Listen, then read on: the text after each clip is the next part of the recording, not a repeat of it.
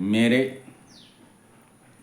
आत्मीय जन, यूट्यूब के परिवार, आज आपके सामने कुछ दिनों के अंतराल के बाद मिल रहा हूँ।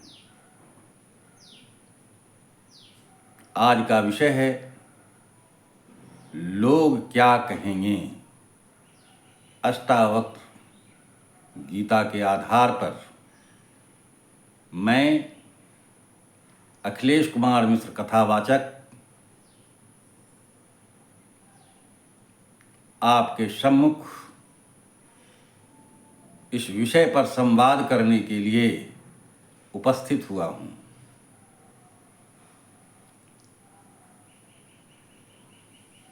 मेरे आत्मीय जन,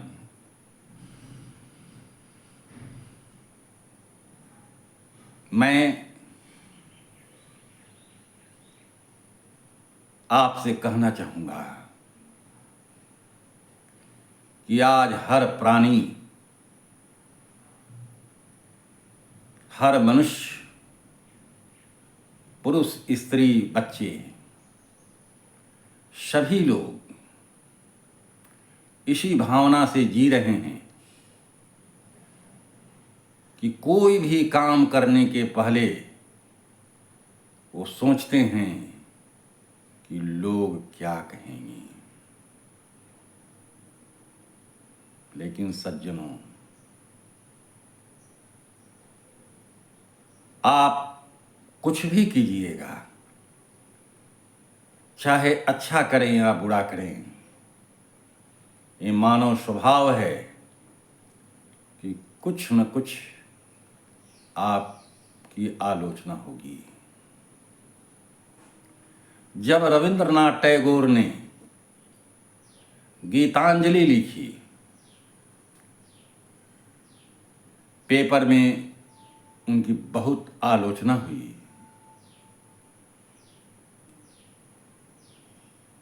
निराला जी, महाकवि निराला जी,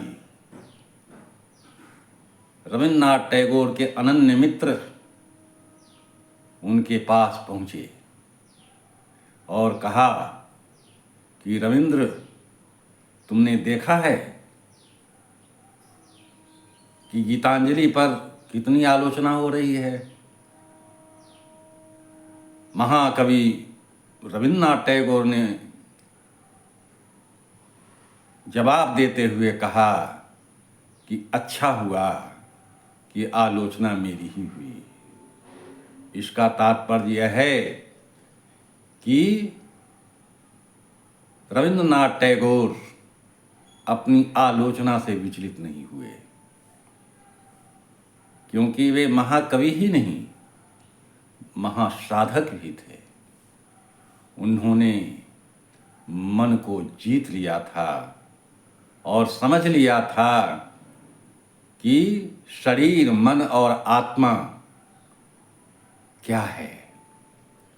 शरीर नश्वर है, मन चंचल है और आत्मा स्थिर है। इसी संदेश को आगे बढ़ाते हुए मैं अष्टावक्र गीता के अनुसार कहना चाहूँगा कि एक बार राजा जनक के दरबार में अष्टावक्र गए। राजा जनक उस समय कुछ चिंतित लग रहे थे, उनकी आलोचना हो रही थी। लेकिन अष्टावक्र ने कहा कि राजन, आलोचना किसकी हो रही है, सोचो। आलोचना तुम्हारे मन की हो रही है तो तुम मन हो नहीं। शरीर की हो रही है, एक दिन शरीर जल जाएगा और तुम आत्मा हो तो आत्मा स्थिर है, न कोई उसकी आलोचना कर सकता है, न उसको नष्ट कर सकता है। इसलिए अष्टावक्र ने राजा जनक से कहा कि पहले तुम अपने को आत्मा मान लो।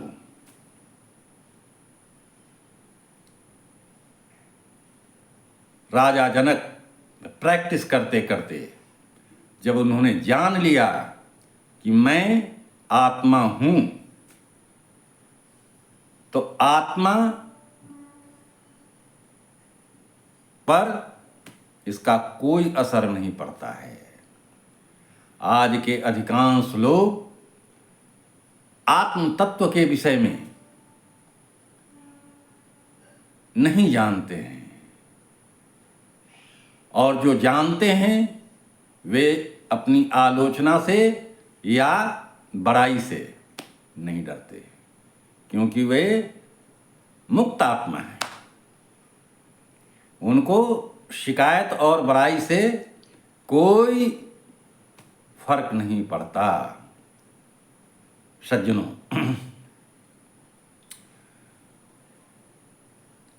आप भी इस प्रैक्टिस को कीजिए। मान लीजिए कि मैं आत्मा हूं। बस जिस दिन आपका मन यह मान लेगा कि मैं आत्मा हूं, तो आप भी विचलित नहीं होंगे। इतिहास गवाह है कि बड़े बड़े ऋषि महर्षि, भगवान शिव की भी आलोचना हुई, राम की भी आलोचना हुई, तो क्या वे अपना कार्य करना बंद कर दिया? कदापि नहीं।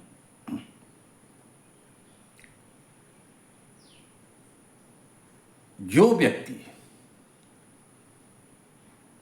आत्म तत्व को जान लेता है, वो निर्बाध रूप से अपने कार्य में व्यस्त रहता है। इतिहास गवाह है कि आज जिनकी आलोचना हुई, ईसा मसीह की आलोचना हुई, लेकिन आज दुनिया उन्हें पूजती है। इसलिए मेरा यही संदेश है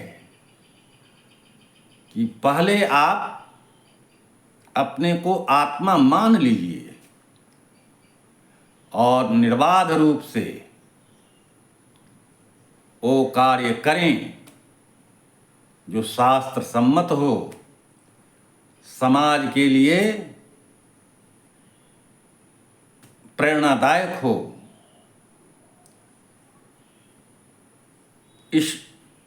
लोग ईश्वर तत्व को जाने,